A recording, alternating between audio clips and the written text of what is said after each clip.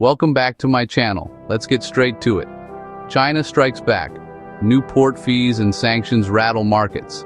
The trade war just escalated, again. Tensions between the world's two largest economies just boiled over again.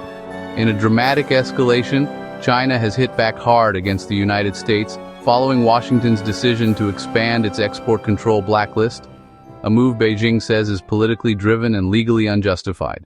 This latest standoff signals a deeper, more volatile phase in the US-China economic rivalry, with fresh tariffs, retaliatory fees, and supply chain risks looming over global trade.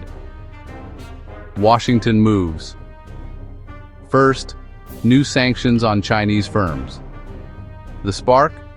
A U.S. decision to place several Chinese companies on its export control list, citing national security concerns. The administration claims these firms support Chinese military or surveillance operations, part of a broader effort to curb Beijing's access to advanced technology. For context, elements of this approach trace back to earlier policy steps, later expanded over time. But China says that's just cover for economic containment.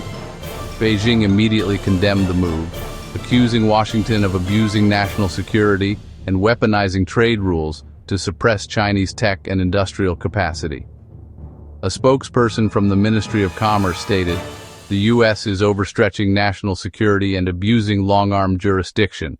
These actions severely undermine global supply chains and international trade norms." And then came the punch. China strikes back. New port fees target U.S.-linked ships.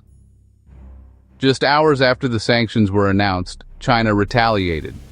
The Ministry of Transport unveiled a bold new countermeasure, a special port fee targeting all vessels owned, operated, or majority-owned by American companies or citizens. Effective October 14th, any U.S.-linked ship docking at Chinese ports will be charged 400 yuan per net ton, roughly $56.30 per ton, with the rate increasing annually over the next 3 years. This fee applies broadly.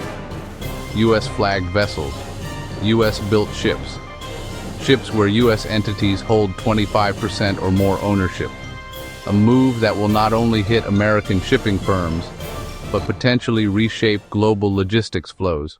Beijing defends the fees, a lawful act of self-defense. China's Ministry of Commerce wasted no time defending the policy, framing it as lawful, proportionate, and necessary. Officials say this action directly responds to Washington's Section 301 investigation, which led to new U.S. port fees on Chinese vessels, also taking effect October 14th. This is not a provocation, the ministry emphasized. It is an act of self-defense, a response to unjust and discriminatory treatment. China argues the U.S. has violated the China-U.S. Maritime Transport Agreement and is now disrupting global shipping to gain political leverage. Beijing has now warned of additional measures if Washington fails to step back from what it calls wrongful practices. Global trade ripple effects. This isn't just a bilateral skirmish, it's a tremor with global consequences.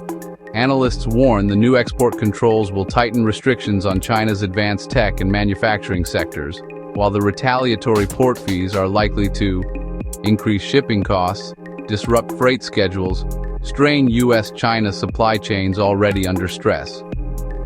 Maritime experts say global commodity prices may tick upward as logistics firms reroute around Chinese ports, passing costs to consumers and businesses alike. And some fear this marks the start of a broader trade war 2.0, with ripple effects hitting Asia, Europe, and emerging markets alike. A growing cycle of retaliation. The U.S.-China relationship is now entering a more dangerous phase, driven not just by trade imbalances or intellectual property disputes, but by geopolitical rivalry and a battle over economic dominance. Both sides have accused the other of violating trade norms, undermining the rule-based order, weaponizing interdependence. While diplomatic channels remain open, the tone is hardening, and the window for de-escalation is narrowing. As one Beijing-based analyst put it, this isn't just about ships or tech exports anymore. It's about the future of global trade leadership, and neither side is willing to blink. Closing thoughts. Trade warfare in real time. This latest confrontation is just one chapter in a long and unfinished story, but it reveals the direction things are heading, toward a more fragmented, volatile, and competitive global trade environment. What should you watch for next? Whether the U.S. responds with further restrictions, if China imposes additional tariffs or non-tariff barriers, how international firms adapt or shift operations, and if third-party countries get dragged into the fallout. Let's talk. Your turn. What do you think? Is China's response justified? Is the U.S. overreaching? Or are we witnessing the new normal in a multipolar trade world? Drop your views in the comments, and subscribe if you want more updates on geopolitics, economics, and global power shifts.